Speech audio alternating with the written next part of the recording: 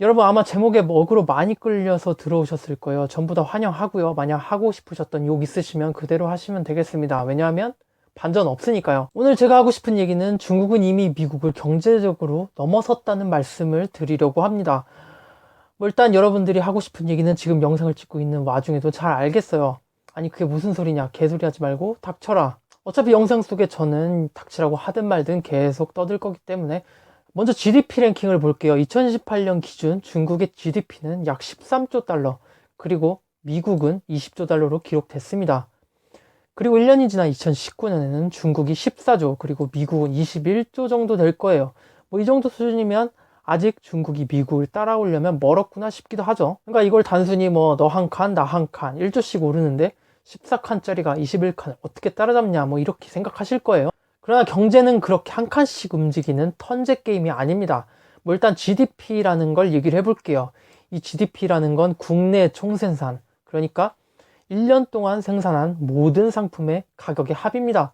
뭐 나무젓가락부터 시작해서 펜, 스마트폰, 냉장고까지 모든 것을 더한 가격이죠. 자, 그럼 중국의 GDP와 미국의 GDP를 좀 더 본질적인 문제로 생각을 해보겠습니다. 뭐 당연한 걸 한 번 더 생각해보는 게 제가 제일 좋아하는 거니까요. 일단 우리가 실생활에서 쉽게 이해할 수 있는 얘기를 해볼게요. 중국산 스마트폰 정말 싸죠? 그리고 뭐 미국 폰은 뭐가 있을까요?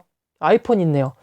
이게 그냥 가격 얘기만 해볼게요. 이게 동급 성능이라고 치면 가격이 아마 2배 이상 차이가 날 겁니다. 뭐 여기까지는 우리가 그냥 평범하게 알고 있는 그 경제 상식이죠. 뭐 선진국 물건이 비싸다는 건 말입니다. 그런 생각을 해보죠. 그 둘을 만약 인건비를 뺀 부품의 원가 기준으로만 생각하면 어떨까요? 그렇다면 그 둘은 뭐 거의 비슷하다고 생각합니다. 사실 뭐 가격 차이는 뭐 기술력이라든지 마케팅비 여러 가지 포함이 되겠지만 정말 가격 격차의 근본적인 요소는 저는 인건비라고 생각을 해요. 우리가 중국에 공장을 지었고 현재는 삼성이 베트남에서 생산을 하고 있는 이유와 같죠. 그리고 현재 중국의 물량 공세에 우리가 맥을 못 추는 이유이기도 하고요. 뭐 인건비가 이렇게 중요하지 않았다면 뭐하러 그렇게 해외까지 가서 공장을 지었겠습니까? 인건비는 정말 가격에서 정말 중요한 요소고, 그리고 이것은 우리가 세계 경제 정세를 보는 시각을 왜곡시킵니다.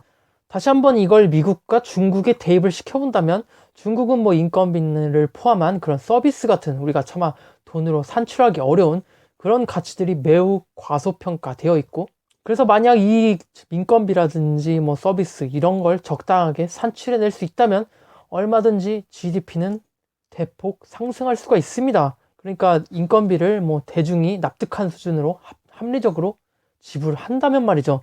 당연히 가격은 오를 거고, 가격이 오르면 GDP도 오르게 됩니다. GDP라는 게 가격의 합이니까요. 그리고 애초에 중국이 아무리 자기가 원하는 가격을 정하든지 뭐 자기 가치를 상승시키고 싶다고 하더라도 미국을 절대 GDP 랭킹에서 따라가지 못하는 이유가 하나 있습니다. 바로 GDP 랭킹은 미국 달러를 기준으로 계산하게 되어 있고, 아무리 뭐 중국이 위협적으로 뭐 자기 가치를 올리고 싶다고 하더라도 미국이 위안화의 가치가 높아지는 거, 그런 걸 허락하지 않는다면 절대 중국은 GDP 기준으로 미국을 초월할 수가 없습니다. GDP의 룰은 미국 달러이기 때문이니까요. 미국은 룰메이커예요. 미국이 모든 규칙을 정합니다. 밸런스를 붕괴시킬 수도 있는 거예요. 이런 얘기를 한번 해볼게요. 가위바위보, 세계 최고의 황금 밸런스 게임이죠.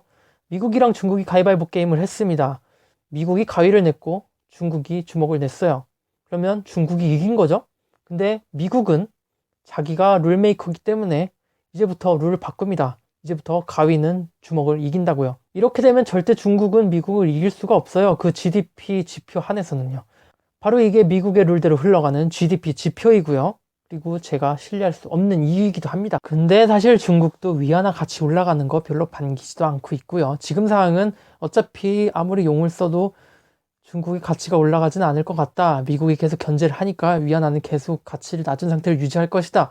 그렇다면 이걸 이용해서 전 세계의 중국 상품을 가차없이 공급하면서 미국 달러를 무자비하게 빨아들이고 있는 중입니다. 그리고 원조 패권 국가였던 미국은 어떻게든 중국을 깎아내리면서 가치를 하락시키려다가 이걸 이용해서 미국의 달러를 흡수하는 걸 보고 이걸 가치를 올려야 되나 내려야 되나 딜레마에 빠져있는 당혹스러운 상황에 있는 소리 없는 전쟁이 지속되고 있는 거죠. 결국 이 GDP라는 게 미국 위주다 보니까 뭐 미국 질서 하에 있는 국가들끼리 비교를 한다면 어느 정도 신빙성이 있을 수가 있어요. 거기에서도 뭔가 허점이 있을 수밖에 없는 게 뭐 미국이 싫어하는 공산권이나 뭐 독재주의 국가는 우리나라 IMF 때처럼 뭐 우리나라 환율 갑자기 2,000원으로 뛰어오르는 것처럼 그렇게 해버리면 우리나라의 가치가 갑자기 폭락하는 거죠. 환율이 2,000원대가 돼서 가치가 절반으로 떨어졌다고 해서 뭐 공장이 없어지고 우리나라 기술력이 쓰레기가 됐고 뭐 그런 겁니까?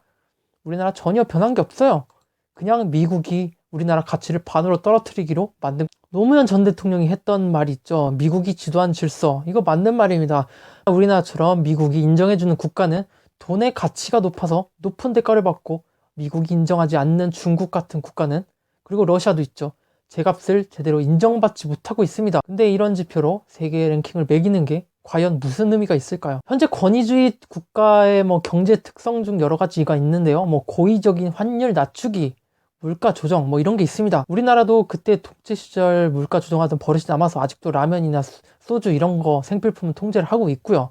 중국도 당연히 이런 거 하고 있습니다. 아무래도 다른 선진국에 비해서 개발도상국은 최종적인 품질이 부족할 수밖에 없는 현실에서 우리가 일본 반도체를 꺾을 때 했던 것처럼 최대한 통화 가치를 낮춰서 그렇게 해서라도 결국 팔기 위해서는 낮은 가격이 필요합니다. 그렇게 GDP가 결국 총 생산품의 달러 가치의 총합, 가격의 합을 계산한 거기 때문에 저렇게 의도적으로 가격을 낮추고 조정하고 통제하는 것까지 모두 제대로 추측하고 산출해서 계산에 반영할 수는 없습니다. 당연히 이런 인위적인 통제가 들어간다면 실제 경제 규모보다 더 규모가 낮게 측정될 수밖에 없는 거죠. GDP 지표는 아이러니하게도 중국, 그러니까 미국의 가장 위협이 되는 다른 나라의 실제 경제 규모를 파악하기 어렵게 만들었습니다. 자신들의 룰대로 계산을 하면 라이벌의 힘이 어느 정도인지 제대로 스카우트에 측정이 안 되는 거죠. 그리고 우리도 뭐 미국을 위해서 그렇게 왜곡된 지표에 우리까지 현혹당할 필요는 없습니다. 중국을 분석하기 위해서는 더 정확한 분석이 필요하다고 생각해요. 그래서 저는 GDP보다는 PPP, 그러니까 구매력 지수가 더 중요하다고 봅니다. 우리나라가 뭐 하도 언론에서 GDP 하니까 GDP가 뭐 절대적인 신뢰 지표로 자리 잡은 그런 프레임이 있긴 한데 저는 PPP가 훨씬 중요하다고 생각합니다. 이 구매력 지수라는 게 그 나라의 돈으로 어떤 가치를 얼마나 구입할 수 있는지를 바로 계산한 거죠. 그러니까 중국의 월급은 평균적으로 뭐 100만 원대 초반을 기록하고 있다고 해도 우리나라의 100만 원과는 분명히 다르고, 한국 돈 100만 원으로는 뭐 겨우 입술에 불칠이나 하고 더 이상의 여가를 즐길 수 없는 것과는 달리 중국 돈 100만 원으로는 충분한 여가를 즐길 수 있다는 거죠. 쉽게 말해서 물가를 반영하자는 겁니다. 그러니까 한국의 100만 원은 작은 돈이지만 중국 내의 100만 원은 큰 돈이니 이걸 고려를 해서 판단을 하고 측정을 해야 된다는 겁니다. 그리고 그걸 기준으로 PPP 평가를 했을 때 이미 중국은 미국을 초월했습니다. 그러니까 중국의 PPP, 그러니까 중국인이 모두가 1년 동안 벌었던 돈으로, 생산했던 돈으로 즐길 수 있는 각종 물품, 상품, 서비스, 그런 것의 총 범위는 미국인이 1년 동안 열심히 생산해서 번 돈으로 구입할 수 있는 각종 재화, 물품, 서비스, 상품보다 더 많다는 겁니다. 우리나라가 뭐 한참 뭐 몇 년 전에 물가가 너무 높다고 해서 얘기가 많을 때 뭐 10만 원으로 일본에서 쇼핑하기, 유럽에서 쇼핑하기, 한국에서 쇼핑하기, 비교해서 어느 나라가 더 물건을 많이 살 수 있느냐, 그때 한국과 일본을 비교했던 기준으로는 뭐 일본의 마트에서 더 물건을 많이 샀던 걸로 기억을 해요. 그렇다면 이 PPP 기준에서는 일본이 우리나라보다 더 부자라는 의미죠. 마찬가지로 이미 미국은 중국에게 2013년에 따라잡혔고 중국은 그 격차를 더욱더 벌리고 있습니다. 여러분, 사실 그 GDP 가격이라는 게 그렇게 중요합니까? 사실 이게 와닿지도 않을 거예요. 이게 제가 만약 월급이 300만 원씩 받는데 짜장면도 한 그릇에 3만 원이라고 생각해 보세요. 그럼 그깟 월급 뭐 300만 원이 무슨 의미가 있습니까? 뭐 단순하게 계산해보면 저는 지금 기준으로 뭐 짜장면 5,000원이라고 치면 50만 원 월급을 받는 겁니다. 가격, 가치, 뭐 환율 이런 걸로 기준으로 한 GDP라는 건 돈노름하는 기득권, 금융 세력한테나 중요한 거고요. 우리에게는 바로 이 PPP, 이 구매력 지수가 더 실생활에 와닿는 겁니다. 제가 한 가지 얘기해 볼게요. 제가 한국과 일본 얘기를 하면 어째서 GDP가 실생활에 와닿지 않았는지 바로 이해하실 수 있을 것 같아요. 현재 한국의 GDP가 3만 1,000달러 정도 된다고 해요. 그리고 일본의 GDP는 4만 달러 정도 된다고 하죠. 뭐 거의 30% 정도 차이가 난다고 생각합니다. 이 30%라는 게 굉장히 큰 수치라고 생각합니다. 월급 300만 원이랑 400만 원 차이니까요. 근데 저도 그렇고 뭐 대한민국의 모든 사람들이 그렇게 느끼겠지만 일본이 그렇게 우리나라보다 30%나 부자냐? 이거에 대해서는 대부분 회의감을 갖고 있을 겁니다. 뭐 도요타라든지 대기업의 월급도 뭐 20만 원? 뭐 우리나라 돈으로 계산하면 200만 원밖에 안 된다고 하고 시급도 뭐 970원 이러는데 대중교통비로 다 빠져나가고 뭐 이런 식으로 하면 거의 우리나라랑 똑같은 게 아니냐. 저도 그렇게 생각하고요. 그렇기 때문에 제가 PPP를 한번 찾아봤어요. 찾아보니까 역시나 우리의 예감이 틀리지 않았습니다. 대한민국은 PPP 기준으로 4만 달러, 4만 1000달러 정도 하고요. 그리고 일본은 4만 4천 달러를 기록을 하고 있습니다. 바로 우리나라가 일본과 비교해도 그렇게 생활 수준 차이가 나지 않고 있는데 왜 이렇게 GDP가 차이가 나지? 이런 약간의 의문을 가졌던 이유가 바로 이겁니다. GDP 지표는 그렇게 신뢰할 수 있는, 우리가 적어도 실생활에서 신뢰할 수 있는 지표는 아니에요. 돈 노름하는 금융업 입장에서나 뭐 중요한 지표이긴 하겠죠. 우리에겐 필요가 없습니다. 그리고 바로 그 점, 그게 바로 중국인이 자기 나라를 자랑스럽게 여기는 이유이기도 합니다. 아무리 뭐 중국이 세계 2위이고 아직 미국을 따라잡으려면 멀었다. 그리고 뭐 GDP 기준으로 따지면 1인당 GDP가 10,000달러 그렇게 얘기는 하지만 이미 사실 중국은 경제적으로 미국을 추월하거나 다름없습니다. 단지 그 미국의 달러 가격 방어, 미국의 애를 써서 달러 가격을 방어를 하고 있기 때문에 이 상황을 제가 뭐 좀 와닿기 쉽게 설명을 해보자 노력을 한다면 여기 A라는 사람이 있고 B라는 사람이 있어요. A라는 사람은 10억짜리 고가 주택을 샀습니다. 그리고 B라는 사람은 뭐 그냥 3억 원짜리 저렴한 부동산 두 채를 샀어요. A라는 사람이 고가주택에서 세를 놓다가 거기서 자살 사건이 발생했습니다. 그리고 모든 사람이 그 사건을 알게 됐어요. A는 10억을 주고 샀지만 사람들이 그 집은 재수없는 집이라고 여기면서 아무도 그 집을 사려고 들지 않습니다. 반대로 B의 부동산은 3억짜리 두 채 합쳐봐야 6억짜리의 부동산이지만 그래도 정상적으로 거래가 되는 실질적인 자산입니다. 그러니까 제 생각에 미국은 A처럼 분명히 가치는 10억으로 책정되어 있지만 자산의 가치가 정말 믿을 만한 건지 신뢰할 수 있는 건지 정말 처분하면 그 정도 자산 가치가 나오는지 의심을 품을 수밖에 없는 상황이고 중국은 실제로 돈이 정말로 많습니다. 뭐 실제 경제로는 이미 중국이 미국을 따라잡았지만 그 GDP라는 금융지수로는 아직 미국이 선점하고 있는 거. 뭐 여기서 GDP론자들에게 반론이 있을 수도 있겠습니다. 뭐 중국산 자동차랑 일본 자동차랑 당연히 클래스가 다른데 비교할 수조차 있겠냐고요. 그런 품질까지 다 계산을 해서 미국이 중국보다 품질적인 측면에서 더 앞서고 있다는 증거가 바로 중국 GDP가 14조 달러 그리고 미국이 21조 달러라는 결과물인데 그 질적인 측면을 다 무시하는 거냐고 반론을 제기할 수가 있습니다.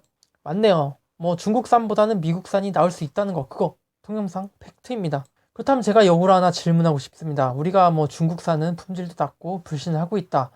그런데 우리가 뭐 수년 전에 느꼈던 그 대륙의 실수라는 가성비도 좋고 품질 좋은 제품들처럼 갑자기 중국이 그들의 저력으로 품질을 개선한다면 그렇다면 미국은 어떻게 될까요?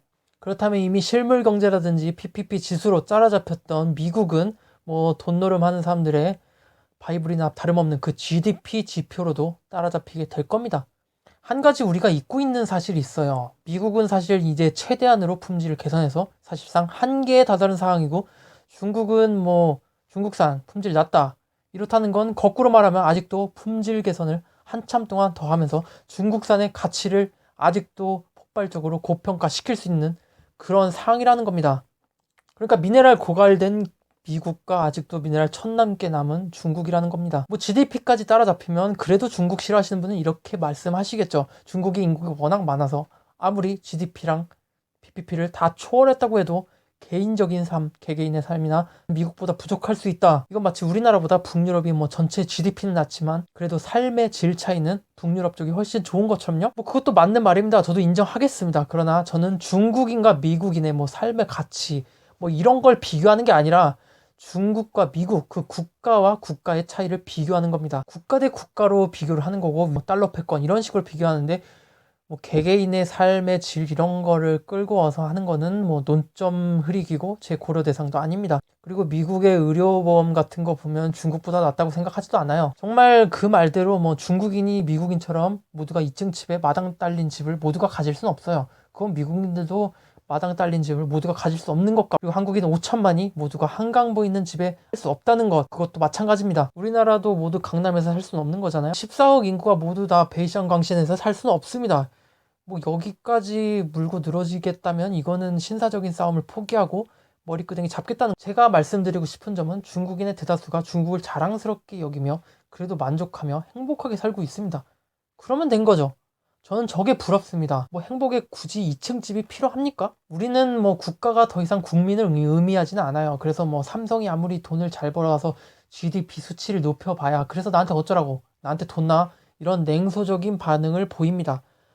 그러나 중국은 국가는 곧 인민입니다. 국가가 잘 되는 거에 만족스러워하고 스스로 자랑스러워하고 행복해합니다. 저는 뭐 중국이 개인적으로 1인당 PPP는 낮은 수준이지만 그게 의미가 없다고 생각해요. 이미 국가 대 국가로서 미국은 중국에게 최소한 경제적으로는 패배했습니다. 미국이 뭐 남중 국해 영토로 시비 걸고 지적재산권으로 시비 걸고 마지막으로 무역전쟁까지 하면서 시비 걸었죠.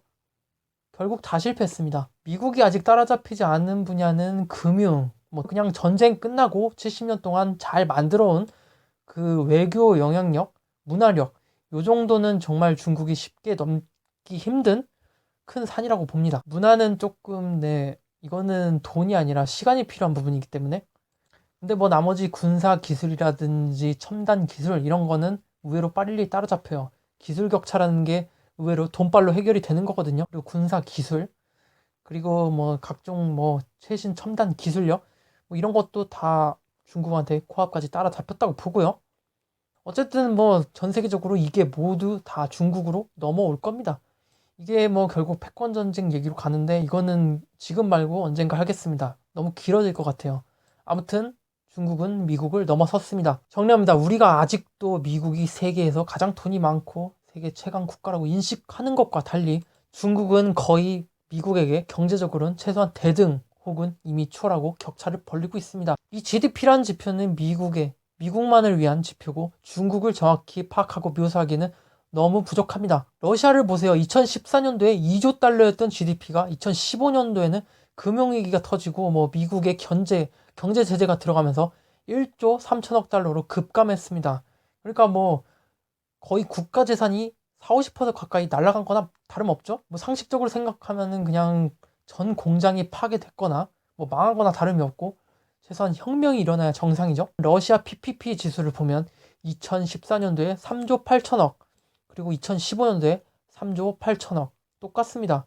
그러니까 러시아 돈으로 뭐 해외여행을 가거나 뭐 다른 돈으로 바꾸기는 힘들어졌지만 적어도 자국 내에서 살 수 있다면 2015년과 2014년은 아무런 차이가 없는 거죠. 고작 금융위기 같은 거에 의해서 GDP, 나라의 가치가 40% 가까이 떨어지고, 애초에 저렇게 GDP는 1조 달러인데 PPP가 4조 달러, 그러니까 구매력 지수가 4배를, 이런 기형적인 사항도 정말 이해가 안 가고 납득이 안 가는데요. 이건 아마 러시아를 견제하고 가치를 하락시키기 위한 미국의 전략 같습니다. 한국과도 겨우 2배 정도밖에 차이가 안 나는, 그 정도 클래스밖에 안 되는 일본이 미국의 GDP를 코앞까지 따라오며 고평가를 받았다는 것도 보면 GDP가 얼마나 신뢰할 수 없는 지표인지 알 수가 있습니다. 그래서 좀 더 신뢰할 수 있는 PPP라는 좀 더 보완된 지표로만 보면 이미 중국은 미국을 넘어섰습니다. 미국의 돈보다 중국이 가진 돈으로 더 많은 물건, 서비스, 상품, 재화를 구매할 수 있다는 의미죠. 미국은 처음엔 나서지 않았습니다. 뭐 남중국해라든지 중동, 유럽 등을 통해서 군사적으로 간접적으로 견제를 해왔습니다.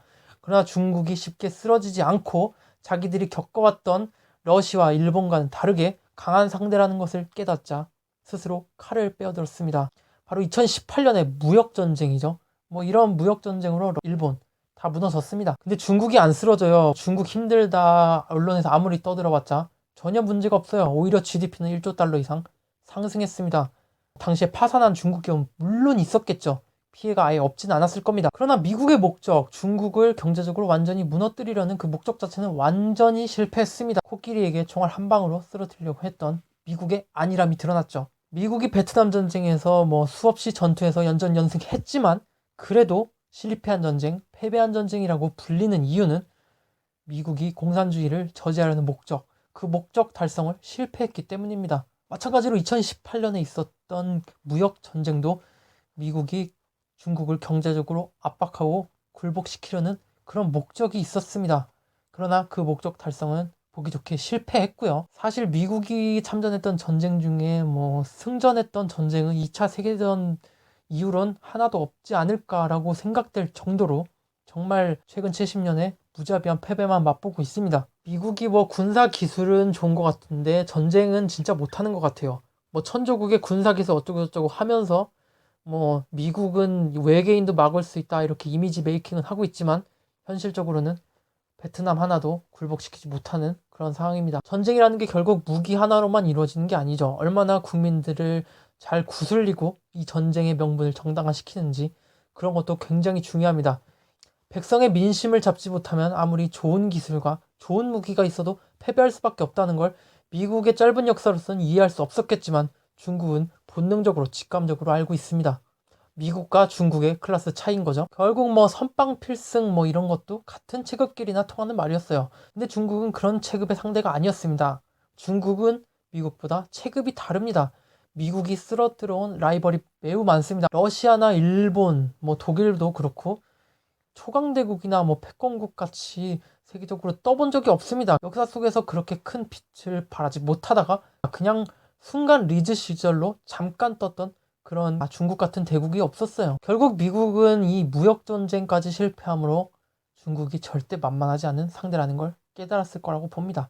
앞으로 미국은 뭐 계속 따라잡히지 않기 위해서 결국은 따라잡히겠지만 그 시간을 계속 벌기 위해서 발악을 할 겁니다. 그 아무리 그렇게 발악을 한다고 해도 패권을 내어준다는 그 결과가 달라지는 건 없을 거예요. 뭐 한반도에 전쟁 위기가 나면 언제나 미국은 미국 자국민들부터 빼고 손절을 하는 경향을 보이더라고요. 조지아를 러시아로부터 지켜주겠다는 미국은 조지아를 어느 순간 손절 쳐버립니다. 손익계산에 확실한 이 미국이 언젠가 우리나라와 일본을 자신의 계산상의 이유로 손절을 할 수밖에 없을 때 과연 얼마나 미국이 구질구질해질지 그거 기다려보는 것도 재밌을 것 같아요.